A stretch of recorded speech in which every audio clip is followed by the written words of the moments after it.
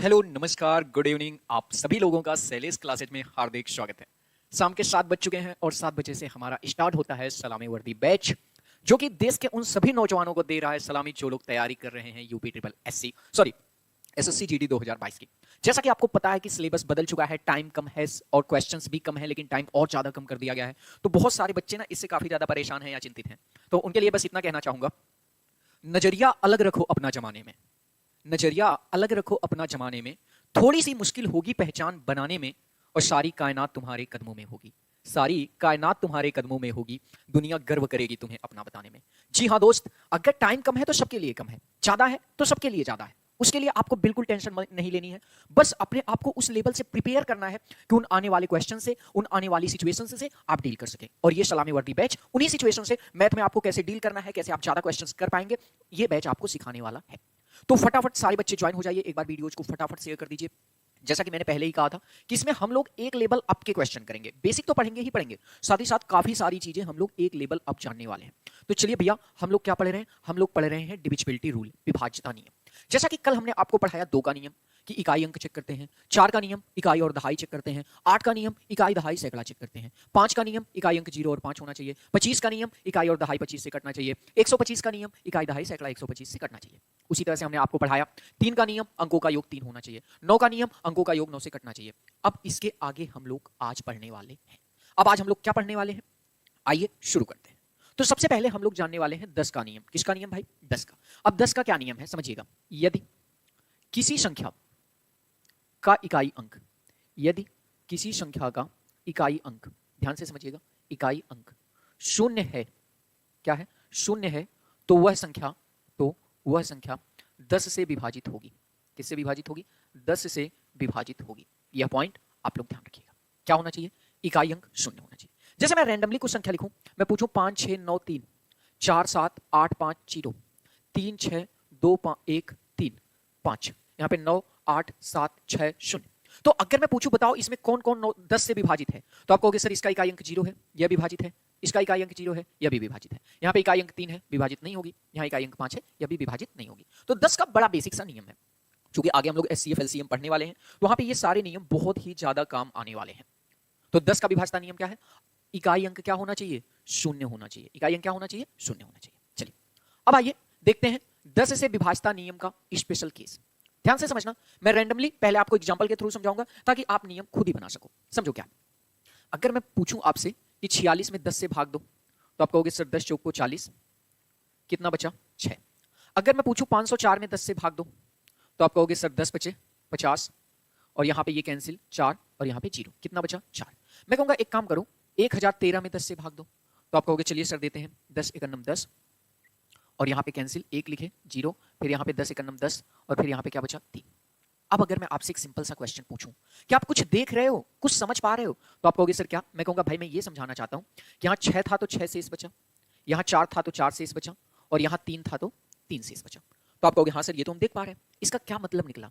इसका मतलब यह निकला कि 10 से किसी संख्या में भाग देने पर इकाई अंक शेष बचता है। क्या बचता है?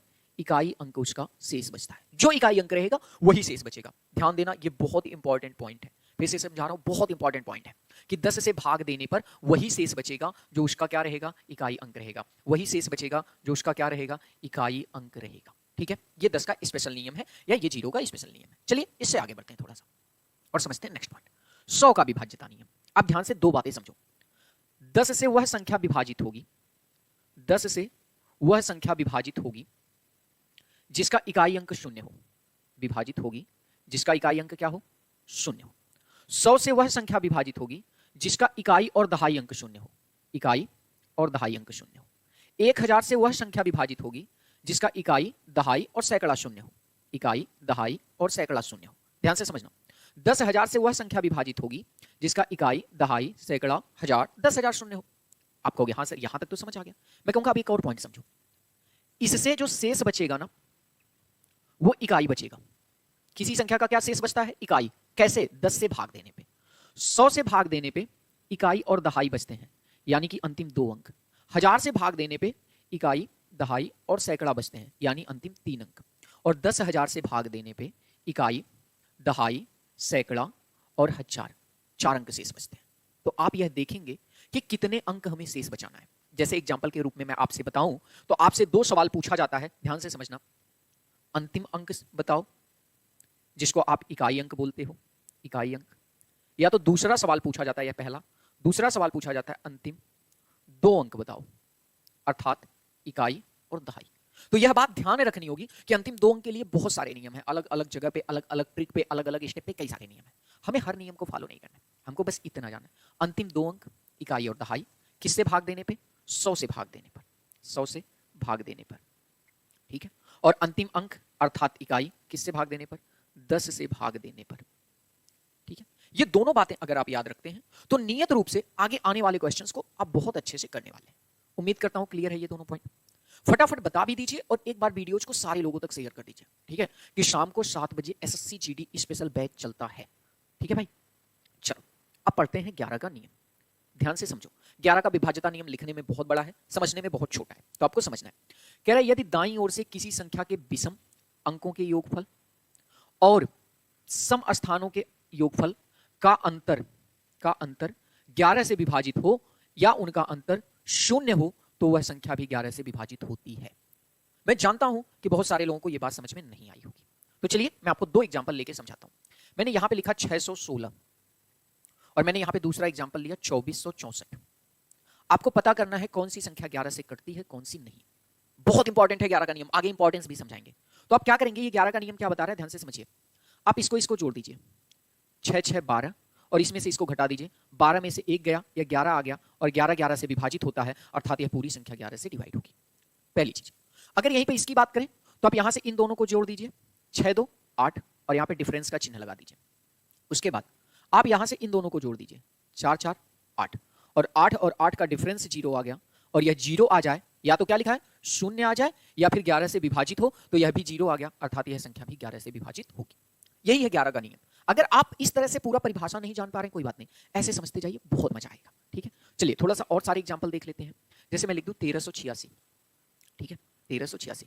मैं यहां पे लिख दूं 778 या मैं यहां लिख दूं 4 6 3 1 5 2 4 7, ऐसे लिख दूं, इतनी बड़ी संख्या। अब आपको पता करना है इसमें कौन सी 11 से कटेगी, कौन सी 11 से नहीं। तो देखिए कैसे कटेंगे, 6 3 9, इसको देखिए 8 7 15, ठीक है। वैसे इसको देखिए 7 2 9 9 1 10 10 6 16 16, लिख लिए हम।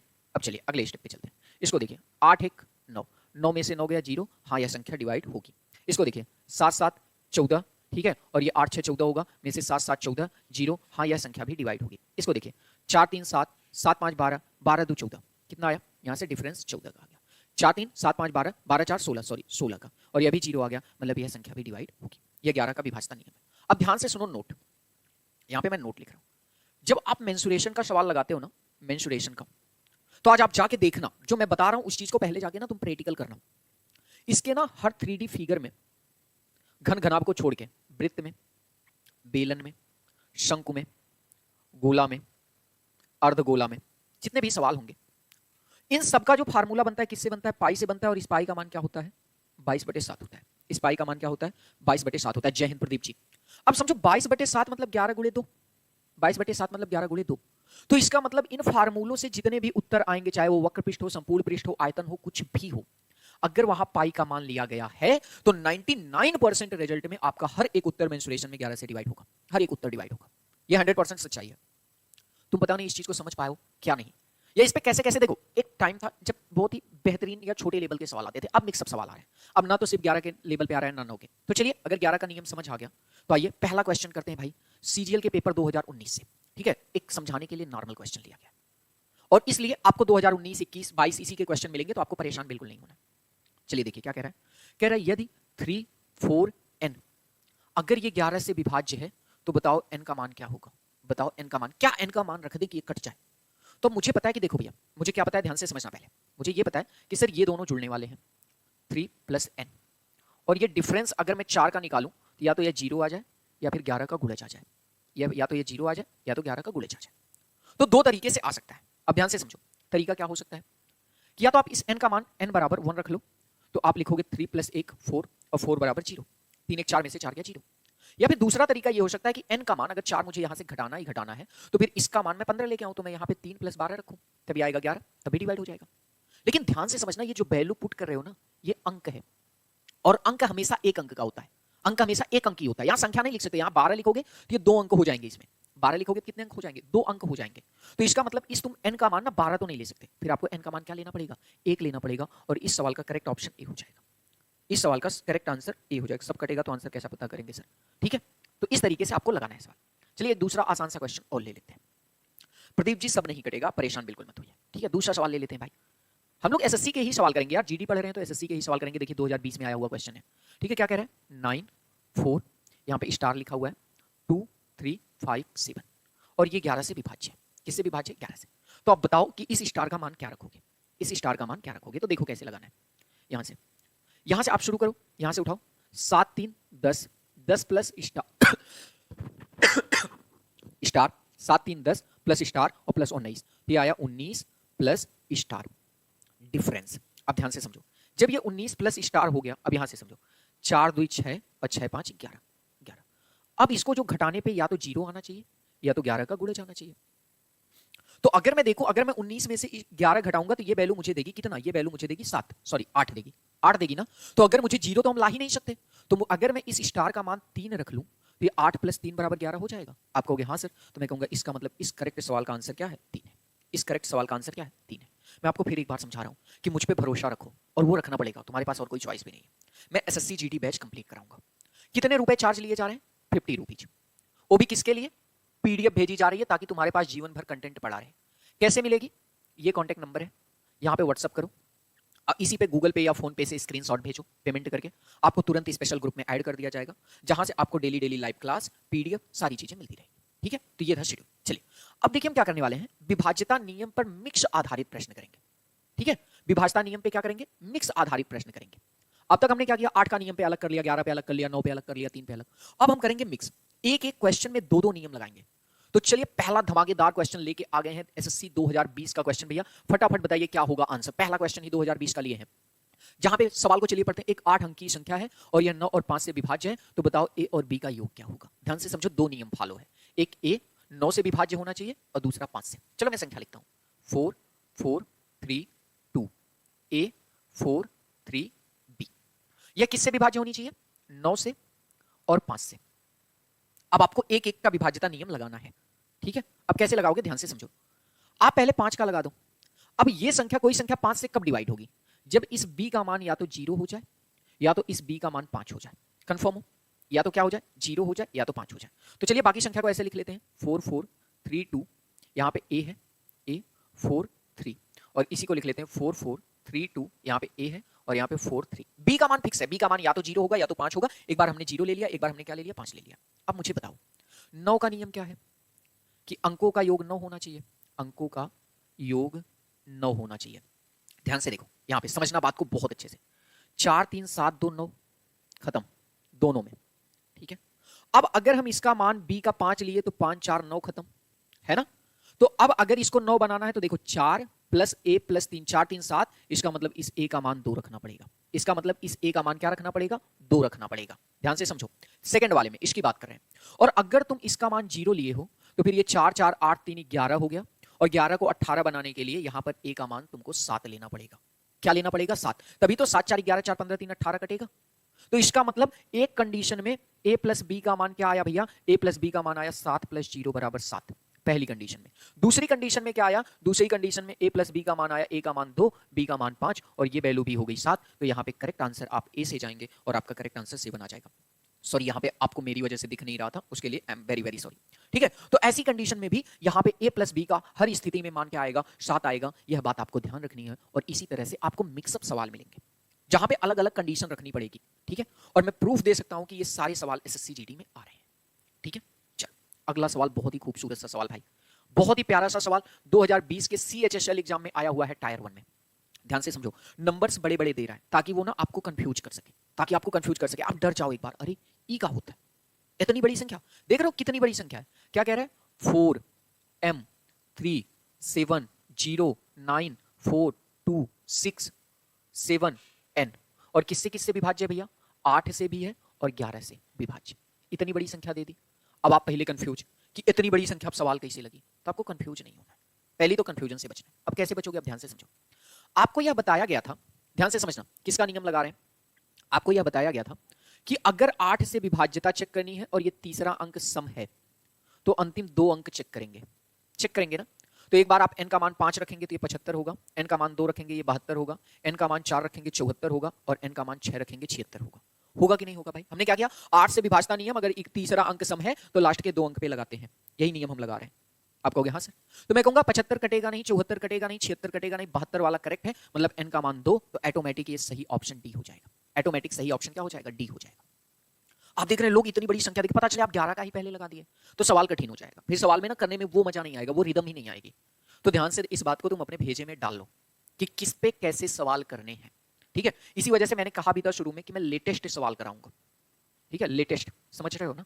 चलो अगला सवाल देखो। यहां पे भी 2020 में सीजीएल में आया हुआ क्वेश्चन है। अब ये मैं सोचना सीजीएल में आपके ना जीडी में इससे भी ज्यादा कठिन सवाल आया है। यही सारे सवाल आ रहे हैं यहां से वहां, यहां से वहां। तो आप समझो बस क्या कह रहा है। देखो 7, 0, 8, x, 6, y, 8, z, 9, और यह किससे विभाज्य है? 99 से। 99 से विभाज्य है। ठीक है, तो कह रहा है x plus Y plus Z का मान बताओ। x plus Y plus Z का मान बताओ। ठीक है, अच्छा सवाल है। करोगे कैसे? एक बात बताओ मुझे, या तो तुमको 99 का मतलब वो आता हो करना, 99 की डिविजिबिलिटी आती हो, या तो फिर तुम क्या करो कि इसको 9 और 11 में लगा लो। 9 और 11 में। लेकिन अब ये थोड़ा सा ना कठिन हो जाएगा। कठिन कैसे होगा? ध्यान से समझना। मुझे एक बात बताओ, अगर ये 9 से कटना चाहिए, मैं इसी नंबर को यहाँ पे दोबारा लिख रहा हूँ, देखना 7, 0, 8, x, 6, y और 8, z, 9। अगर मैं देखूं तो ये 9 9 से कट जाएगा। आप कहोगे हाँ सर। मैं कहूँगा अच्छा एक बात बताओ, 8, 7, 15, 6, 21, 21, 8, 29। देखो ध्यान से, मैं इन नंबर्स को जोड़ा, 8, 7, 15, 15, 6, 21, 8, 29, 29। 29 को भी जोड़ दें तो 9 2 11 होता है। 9 2 कितना, या आप ऐसे कर लो, इससे ये 9 भी कट जाएगा, यहाँ पे क्या बच जाएगा? 2 बच जाएगा। यहाँ पे क्या बच जाएगा? 2 बच जाएगा। ध्यान से समझना बात को। कितना बच गया? 2। अब मुझे एक बात बताओ, अगर ये 2x plus Y plus Z divide होगा 9 से, तो इसका मतलब इस x plus Y plus Z के अंकों का योग 7 होना चाहिए। कितना होना चाहिए? 7 तो होना चाहिए अंतिम रूप से। तो आप कहोगे हाँ सर। मैं कहूंगा देखो ये 7 2 9 हो गया, ये 9 हो गया, ये 5 हो रहा है, इसको देखो 6 1 7। Correct answer B. Correct answer B. बहुत आसानी से। हो सकता है कुछ लोगों का दिमाग का भंडारा हो गया हो, लेकिन मैं आपको फिर बता रहा हूं, पता चले आपने पहले 11 का लगा दिया ना, सवाल का बेड़ा गर्क हो जाएगा। 3 3 राशियां गायब कर रहा है, 4 4 गायब कर रहा है। तो आपको ऐसे नहीं करना है भाई। ठीक है, आपको ये करना पड़ेगा कि 8 7 15 6 21 21 8 29 29 9 29 9 38 38 को भी जोड़ो, 8 3 11 11 को भी जोड़ो, 1 1 2। तो अगर ये 2 आया तो पक्का x plus Y plus Z का मान 7 आएगा। और मैं फिर से समझा रहा हूं, इस बैच में सवाल एक लेवल अप होंगे, और अगर आपके अंदर है दम तो एक लेवल अप करके दिखाओ, और अगर नहीं है ना तो तुम्हारी जरूरत भी नहीं है। ठीक है, क्योंकि आसान क्वेश्चन तो जीडी में आने वाले नहीं है। 2021 का पेपर उठा के देख लो। ठीक है, ध्यान से देखो क्या कह रहा है। 2019 में आया हुआ क्वेश्चन है, कह रहा है x के किस मान के लिए 7 अंकों वाली संख्या 6 9 1 3 x 0 8 88 से विभाज्य है। किससे विभाज्य है? 88 से विभाज्य है। अब ध्यान से मेरी बात सुनो, 88 यानी कि 11 गुणे 8, 11 गुणे 8। सॉरी, अब पहले मैं ना 8 की डिविजिबिलिटी लगाता हूं। 8 की अगर मैं लगाऊं, ये दोनों अंक तो कट रहे हैं, इसका मतलब पक्का है कि जो x का मान होगा, x का मान ये सम संख्या होगी। ये बात तो फिक्स है, इसको कोई टाल ही नहीं सकता। क्यों? क्योंकि अंतिम 2 अंक कट रहे हैं, तो पक्का है जो इस सैकड़े का अंक होगा वो सम होगा, ये 100% श्योर है। तो यहां पे अब समस्या सुनो, 2 4 6 8 सब सम, बेड़ा गर्क। अब मैं एक बार इस नंबर को फिर लिख रहा हूं, 6 9 1 3 x 0 8। मैंने एक बार फिर नंबर लिख दिया। अब ध्यान से सुनो, अब हम क्या करेंगे, यहां से ये वाली संख्या उठाएंगे, ये वाली 6 1 7 नहीं, इसको वाली। ठीक है, 3 और 9 12, और फिर इसको उठाएंगे 6 1 7 7 8 15। तो हम क्या करेंगे, 15 प्लस x डिफरेंस 12 का ऐसा अंतर निकालेंगे कि यह 11 का गुणज आ जाए। 11 का क्या आ जाए? गुणज आ जाए। इस x का ऐसा मान रखेंगे कि ये जो डिफरेंस है ना वो 11 का गुणज आ जाए। अब आप कहोगे सर कैसे 11 का गुणज आएगा? मैं कहूंगा देखो, अगर x का मान 15 6 रखोगे तो 15 6, 21 में से 12 जाएगा, ये 9 आ जाएगा। 21 में से 12 जाएगा, 9 आ जाएगा। अगर तुम 8 रखोगे तो 15 8, 23 में से 12 जाएगा, 11 आ जाएगा। आ गया ना? तो इस x का मान क्या रख दो? 8 रख दो, ताकि ये 15 8 23 और 23 में से 12 गया तो ये आ गया 11 और कट रहा है, तो यहाँ पे करेक्ट आंसर 8 होगा। ना तो 6 होगा, ना तो 2 होगा, ना तो 4 होगा। यहाँ पे 8 की डिविजिबिलिटी लगाओगे ना तो सारे मान कट जाएंगे। तो दिमाग को खोल के रखो,